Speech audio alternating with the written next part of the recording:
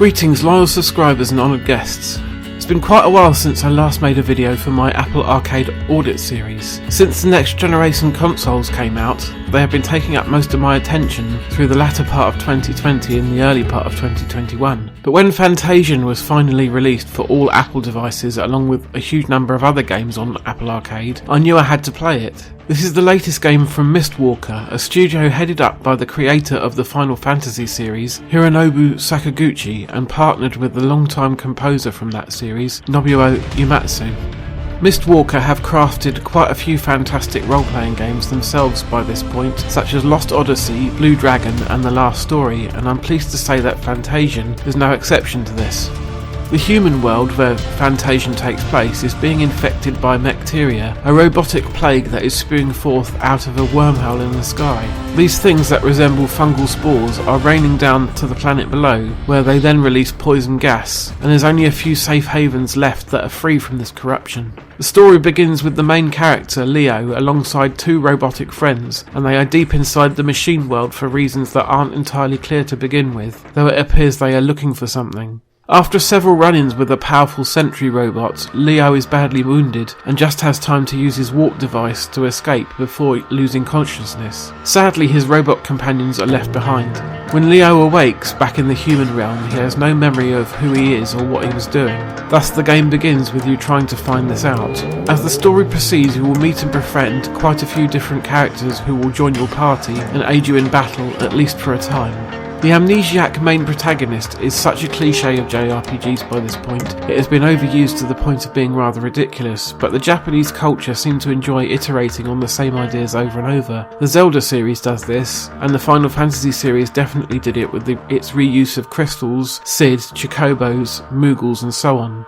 Some may struggle to look past the rather unoriginal starting point of the game, but I find it hard to be too harsh on the game for that, because at its heart it is trying to evoke JRPGs of old, in particular Final Fantasy VI, with the large cast of characters which come and go throughout the first part of the game, and the 3 PS1 entries in that series.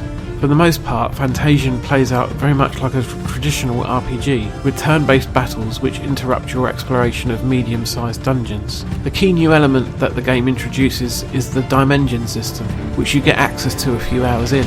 With this turned on, instead of fighting a battle as soon as it is triggered, you banish those enemies into a pocket dungeon dimension, or dimension. It only has a maximum capacity for 30 monsters, and once it goes over that limit you will be forced to face all 30 in one epic confrontation. If that sounds daunting, then it really isn't as bad as it sounds. Firstly, you won't have to face all 30 enemies on the field at the same time. I would guess there's about a maximum of 12 on screen altogether. Then when you vanquish some, more will warp in to take their place. Also during dimension battles, you will see little power-up symbols that do various things, such as boosting the attack power of a single character or your whole party, stealing an extra turn, or removing all negative status effects from your party. So you can line up your attacks so that they pass through one of these power-ups on the way to the enemy, and really lay waste to whole swathes of baddies in one go.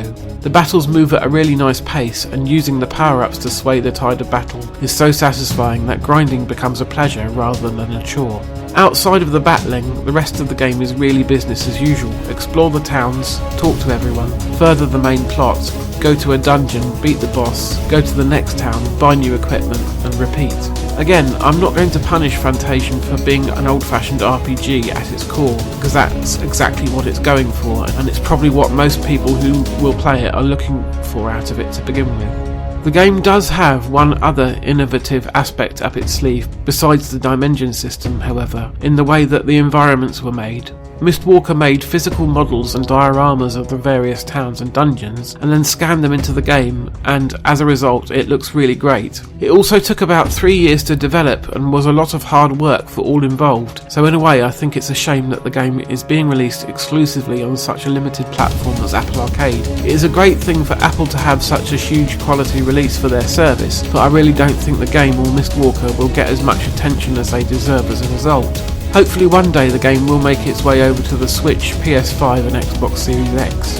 Nobuo Uematsu has turned in another amazing soundtrack with Fantasian, with some really catchy battle music and some great character themes that do wonders to heighten your emotional investment into them. Again, players of past Final Fantasy games will recognise some of the hallmarks of his previous work, such as the heartbeat effect from Sephiroth's theme, which is reused for the confrontation with the big baddie here. There is no voice work at all in the game, which is not too surprising really, as Mistwalker just don't have the budget for that, and the game has to be a manageable size to download on the limited space of most Apple devices. As it is, the game weighs in at several gigabytes, which may seem small to owners of next generation consoles, but it's quite a lot if you've only got 32 gigabytes to begin with. This is only the first half of the game too, the rest is coming later in 2021. In fact, one of my main criticisms with this first part of Fantasian is in regards to how they've split it up. The end is so abrupt that I was really taken aback by it, and in fact if the game had ended an hour or two earlier, it would have felt a lot more natural. Mistwalker are saying that the second part will be a lot more open-ended than the first, with much more emphasis on doing side quests. I hope that there are new areas to explore and they don't just reuse the same assets from part 1. I guess time will tell. I hope it doesn't take them too long to release the second part, while I may not feel the compulsion to come back. As it stands, you get about 20 hours worth of gameplay from this first chunk of the game, maybe slightly longer if you take your time over things and fully explore everything. I did encounter a few difficulty spikes throughout my time with the game, but nothing that couldn't be overcome, with a bit of time taking advantage of the dimension system, which as previously stated makes grinding a pleasant experience. If you love traditional JRPGs and you already own an Apple device, then I would say it would be worth taking out an Apple Arcade subscription to play this, but I wouldn't deliberately buy a new phone, tablet or Apple 4K box just to be able to try it. Instead, I would wait patiently for an eventual release on consoles. Fans would lap up a really nice physical edition with bonus goodies from Limited Run or one of the similar companies, or at least I know I would. I will check back in with Fantasian once the second and final part of the game has been made available. It won't be another full-length review, more of an update and companion piece to this video. Thanks for watching. If you enjoyed this, then please consider dropping a like, subscribing to the channel and sharing on social media. I'll be back on the usual day of Sunday next time, so see you then, and in the meantime, take care.